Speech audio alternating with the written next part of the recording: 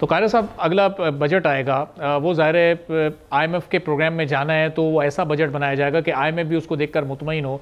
और इस वक्त जो गैस, बिजली, पेट्रोल जिस तरह से अपने ऑल टाइम हाई पर जा रहा है, मुस्तकिल महंगा हो रहा है, तो ये पाकिस्तान पीपल्स पार्टी फिर एक साल बाद ये सोचेगी गवर्नमेंट इस वक्त कहाँ खड़ी है, इसने माजी के एक साल में कितना बेहतर परफॉर्म किया है, अब हमें साथ चलना है आगे या फिर कुछ और सोचना है। तो कुछ ऑप्शन फिर उस वक्त पाकिस्तान पीपल्स पार्टी के पास मौजूद होंगे।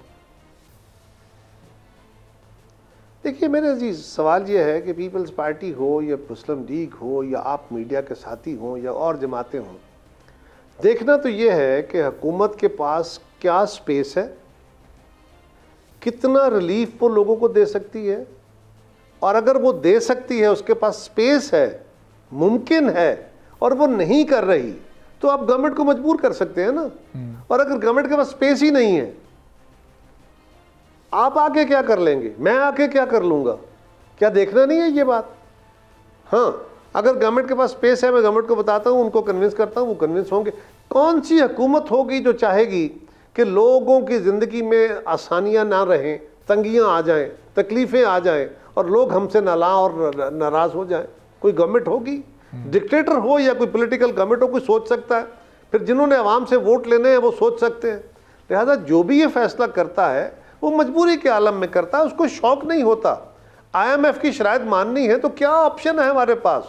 IMF की शराइत ना माने, अच्छा नहीं मानते, हम अगर कोई अच्छा ऑप्शन गवर्नमेंट को बता सकते हैं कि भाई ये शराइत छोड़ो, लानत भेजो इन पे, हम क्यों माने IMF की बात? ये रास्ता हमारे पास है, वेरी गुड, अच्छा रास्ता है जो IMF की शराइत नहीं माननी पड़ती, आप उस रास्ते पे चलें। गवर्नमेंट नहीं चलना चाहेगी, लॉजिकल बात है, चलना चाहेगी।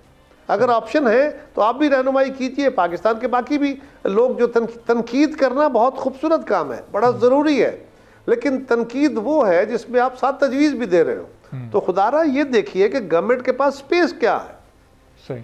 और कायर साहब, ये आप जो जिक्र कर रहे हैं कि कम से कम एक साल का वक्त हुकूमत को दें, अब इस एक साल में वो जो इलेक्शन के डे पर तहफ़्फ़ुज़ात थे, जो उसके नताइज पर जो तहफ़्फ़ुज़ात थे, वो सिर्फ अपोजिशन जमातों को नहीं थे, वो आपकी जमात को भी थे, हुकूमत में शामिल चंद जमातों को भी थे।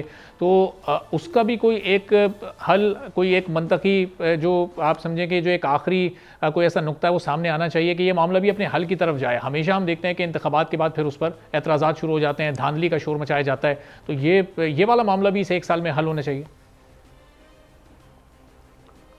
आपने बड़ी खूबसूरत बात कही कि इलेक्शन का मामला हमेशा इस पे ये सवाल उठते हैं। ये 2018 में भी उठे, ये 13 में भी उठे, ये 8 में भी उठे, ये 2 में भी उठे। हमारे पैट्रियट बना के 2002 में 21 बंदे जीते हुए मेंबर उधर बिठा के हुकूमतें बना ली गई, सब कुछ हुआ। इससे भी बियॉन्ड हुआ। इस मुल्क के अंदर वोट बिकते भी रहे, सेनेट के इलेक्शन हुए, क्या क्या तमाशे लगते रहे, क्या क्या नहीं होता रहा। मैं तलखी में नहीं जाता। सवाल यह है कि इस इलेक्शन के ऊपर भी सवाल है, आपके भी है, मेरे भी हैं। लेकिन क्या हम डेडलॉक पर क्रिएट करके मसले का हल निकाल लेंगे? पहली तकरीर पी असम्बली बनी, पहली तकरीर बिलावल साहब ने की, मेरे चेयरमैन ने, और उन्होंने कहा कि जनाब आपके तहफ़्फ़ुज़ात हैं, आप अपने तहफ़्फ़ुज़ात रखिए। हम भी माजी में तहफ़्फ़ुज़ात रखते थे, वो रखते हुए हम आके असम्बलियों में बैठते थे, अपनी ड्यूटी अदा करते थे।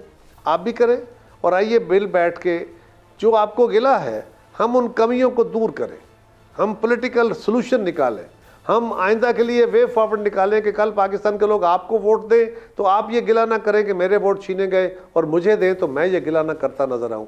आइए बैठ के इकट्ठे इसका रास्ता निकालते हैं। आज भी पाकिस्तान के अंदर जो इलेक्टोरल प्रोसेस में जो आज शिकवे शिकायतें या सबूत आए हैं, ये पिछले इलेक्टोरल रिफॉर्म्स के नतीजे में जो फैसले हुए थे उसी के नतीजे में ये सूरत हाल आई है ना, वरना तो इलेक्शन का पता ही नहीं होता था कि क्या हो गया है।